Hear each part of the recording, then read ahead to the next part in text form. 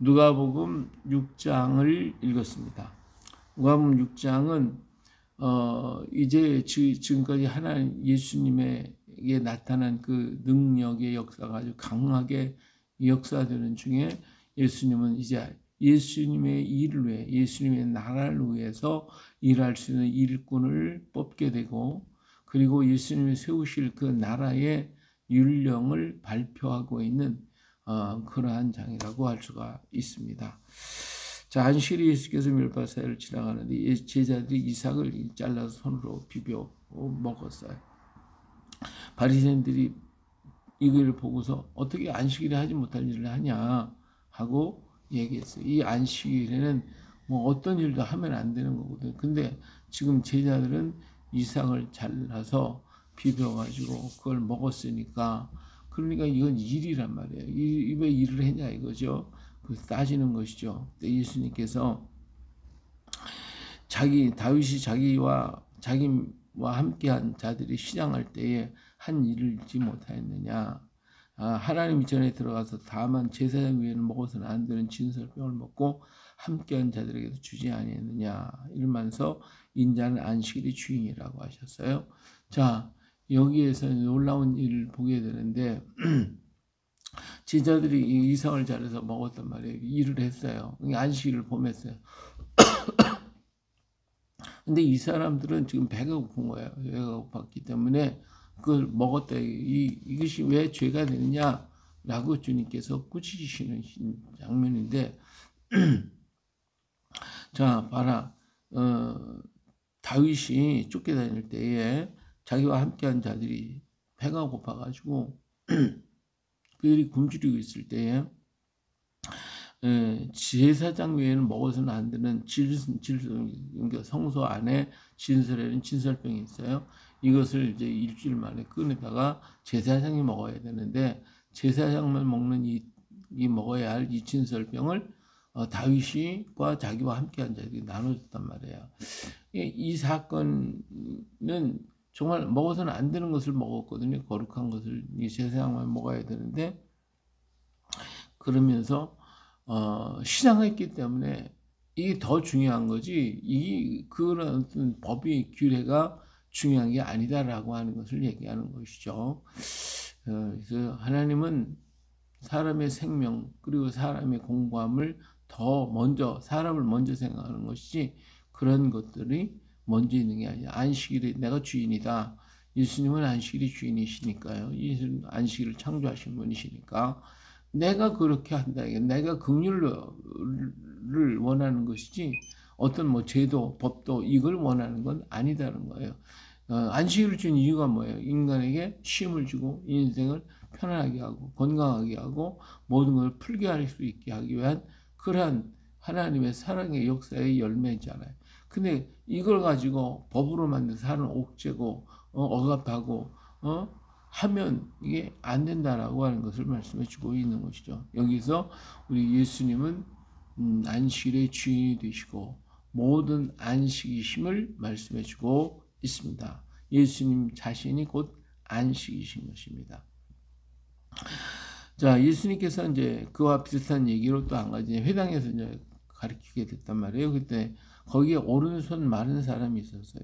손 마른 사람이 있었단 말이에요. 이 사람은 이 손이 말라가지고 손을 못 쓰는 사람이에요. 근데 거기 참석을 했어요. 그래서 말씀을 전하고 이렇게 보니까 거기에 서기관과 바리새인들이 와가지고 어떻게 하면 예수님이 이렇게 안식일을 갖다가 범하기도 하고 또 자기들의 충돌, 바리새인이나 서기관 또 사두개인들 이런 사람과 예수님과 지금 계속 충돌이 일어나고 있는데 어떤 일을 하는가 하고 지금 감시하고 있는 것이죠.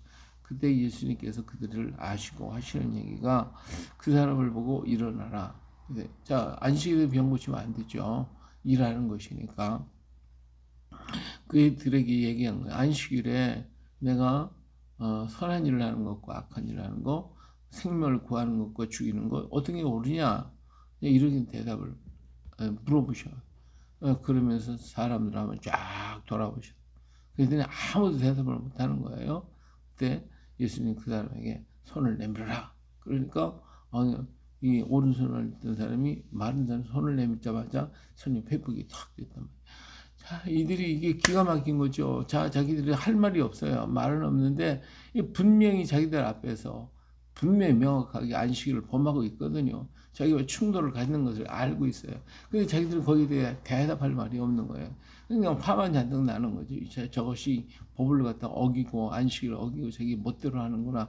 우리를 도전장을 냈구나 하고서 아주 분이 가득해가지고 서로 어떻게 하면 저거 잡아 드릴까 서로 의논을 하더라 그거죠.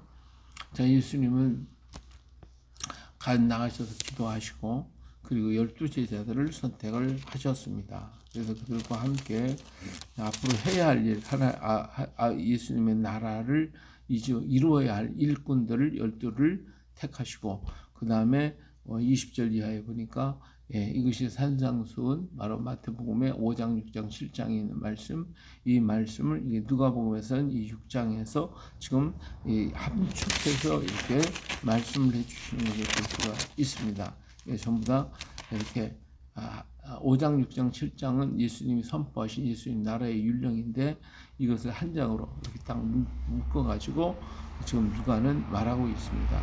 예수님께서 다스릴 나라, 그것은 사랑의 나라요, 긍휼한 나라요, 또 내가 남을 유익하게 하고 남을 타인에게 사랑을 베풀 것을 말씀하는 이것이 바로 하나님의 나라, 주님이 통치하실 나라요. 주께서 이 일을 이루시기 위해서 임하셨다고 오셨다라고 하는 것을 말씀을 하시면서 지금까지 선포한 이 말씀을 어떻게 해야 돼요? 간직하라는 것이에요.